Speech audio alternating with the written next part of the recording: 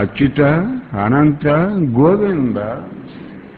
ఎవరైనా రామకృష్ణ దగ్గరికి వచ్చి అచ్యుత అనంత గోవింద, శ్రీనివాస గోవింద, అచ్యుత గోవింద అనంత గోవింద అని ఎలా అంటే ఇలా ఎవడైనా భక్తిగా పలుకుతున్నాడు అనుకోండి రామకృష్ణుడు, నీకింకెక్కడ ఉన్నాయా దోషాలు అనేవాడు. ఆ నిండు మనస్తోడు పలికితే.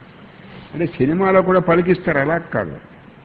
ఈ డ్రామా యాక్టర్లు కూడా పలుకుతారు ఈ మాటలు, అలా కాదు. నిండు మనస్తోటి, నిండు హృదయంతో, అలాగా నిండుగా ఆ కంఠం నిండా. కొంతమంది మాట్లాడుతుంటే నోటి నిండా మాట్లాడతారు. కొంతమంది ఎలా మాట్లాడుతారంటే ఏళ్ళతో మాట్లాడితే మనకేం కలిసి వస్తున్నారు, ఏళ్ళతో మాట్లాడితే మనకేం కలిసి వస్తున్నారు అనుకునే వాళ్ళు ఉన్నారు.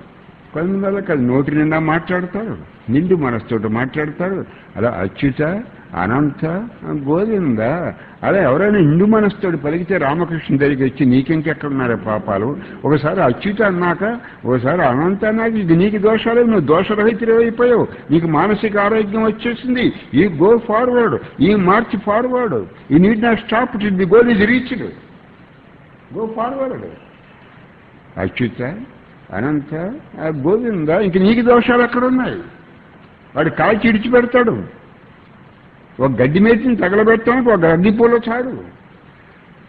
అది దోషాలను పోగొట్టడానికి అచ్యుత అనంత గోవింద చాలు, అయిపోయింది, నీ పని అయిపోయింది. ఎప్పుడు ఇది నిండు మనస్తోటి అన్నప్పుడు, ఇది హోల్ హార్టెడ్. కొంతమంది మాట కూడా నిండుగా అనరండి.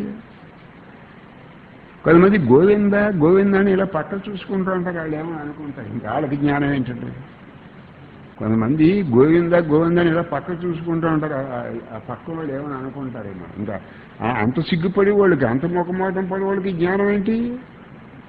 అందుకని మీరు భజనానందం నామ సత్కీర్తనం చేసేటప్పుడు వచ్చే ఆనందాన్ని వదిలేసి దిక్కులు చట్టం ఏంటి అటు ఇటుని వాళ్ళు ఏమనుకుంటారు, వీళ్ళు ఏమనుకుంటారు, వాళ్ళ అహంకారం మీకు జ్ఞానం ఇస్తుందా, గోవిందనామం జ్ఞానం ఇస్తుందా మీకు? వాళ్ళు వెకిలి నవ్వు మీకు జ్ఞానం ఇస్తుందా, గోవిందనామం జ్ఞానం ఇస్తుందా?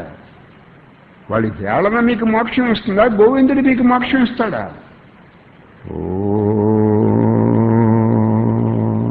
కొంతమంది భజన చేస్తూ ఎందుకు చూస్తారు, వాళ్ళు ఏమైనా అనుకుంటారు, ఇది వాళ్ళు అనుకుంటే వీడికి నష్టం ఏంటి? పిచ్చోళ్ళు, పిచ్చ హాస్పిటల్ ఇది.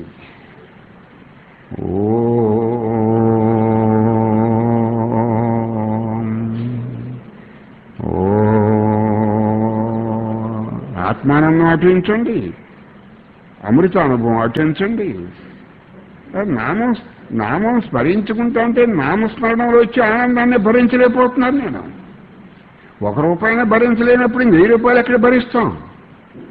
కానీ 1 రూపాయలు భరించలేనప్పుడు 1000 రూపాయలు ఎక్కడ భరిస్తాం?